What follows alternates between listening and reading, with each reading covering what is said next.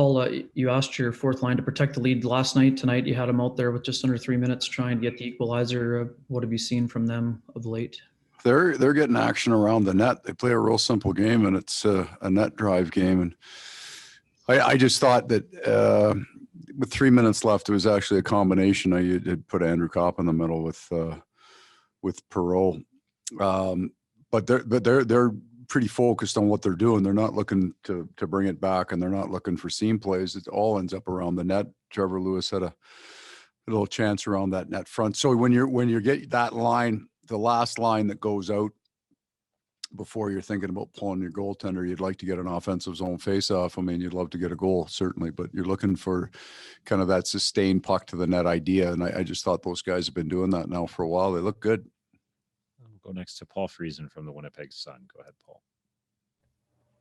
Hey, Paul, just wondering how you explain such a low event game, low shot game for these two teams anyway, especially from your big guns. Yeah.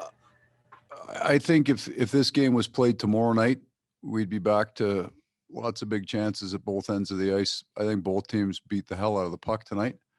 We're pretty good systematically. They battled hard. Everybody worked real hard. But if you're going to run in the schedule that both teams are running and you put them back to back on travel, there's not going to be a lot of silkiness to what gets done out there. We'll go next to Jeff Hamilton from the Winnipeg Free Press. Go ahead, Jeff. Paul, as a coach, I imagine there's a few players, opponents on the other team that you don't really love seeing with the puck in close. And I imagine Connor McDavid's one of them. I'm just kind of curious, when a guy like that, when you give him that much space or give him any kind of space, that he can just kind of kill you. Yeah, you're just not, there's no bad goals, right? Like certain angle shots, you're wondering if your goalie was off. He just, I mean, that's I don't know if it's beyond an elite level, but the finishing skill is so unusual that your puck beats your goaltender. You don't assess your goalie. Go next to Sean Reynolds from Sportsnet. Go ahead, Sean. Hey, Paul, I know it's a situation both teams faced last night, and I'm not asking for, it's not excuses or anything like that. No. I'm trying to get you to give me an idea of help the common fan understand how big an ask it is to get athletes after what they've been through this month, what they went through yesterday, to generate energy on a night like tonight. Yeah. So I mean, just to be fair, it's even here, right? So I'm not complaining. I'm just, you're going to look at the next month for the most part league wide. I mean, this game is going to be a grinder, right? I mean, we're all playing 15, 16, 17 games.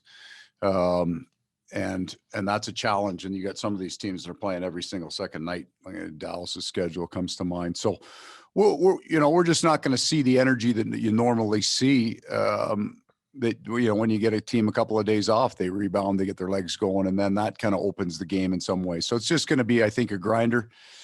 We all expect it. It's not an excuse. They were one goal better than we were tonight. And I think that's about all you can say about the game. Like, we cracked a couple posts. They had some good chances. It was hard fought, I think, well played, but not smoothly played. I'll go next to Scott Billick from the Winnipeg Sun. Go ahead, Scott. Hey, Paul, and just kind of going back to Connor McDavid. I mean, in the last couple of games you've played this team, you've limited, him and that line.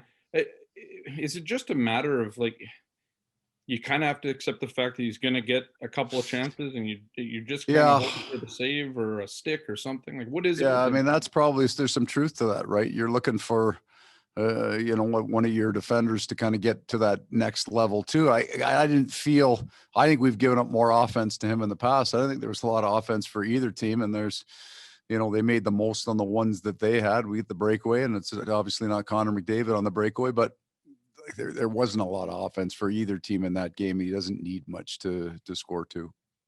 We'll go next to Murat Atesh from The Athletic. Go ahead, Murat. Thanks, Gregor. Hi, Paul. When a game is going to be not necessarily silky, and you kind of know that or anticipate that, you said you weren't surprised by it. What's the message, or how do you approach that? Because hockey is it's powerful, it's skilled, it's grit, it's, how do you adapt to that game when you know it's going to be that way? Well, I mean, I don't, like, the players don't have to be told. Some nights you got to go in and tell them what it's going to look like because they don't want to hear it. But everybody knew coming in on back-to-back. We've been playing pretty good style, I think, in our last 4 of trying to be real careful about what we're giving up. We had the turnovers against Montreal, but other than that, our last 4, we've been pretty darn good with it. And they were too. So both teams had the same mindset. We're just going to limit the high risk stuff and we'll grind it and see what happens in the end. And then you're in that game. So you don't control the style of game, your own team all the time either, right? They kind of came with the same mindset. Don't make a lot of mistakes and let's keep the play in front of us. And then you end up with a game like that. And final question to Ken Weave from Sportsnet. Go ahead, Weaver. Well, just based on where the play was, it wasn't a great replay. It looked like you were pretty well positioned for the retrieval on the hard rim.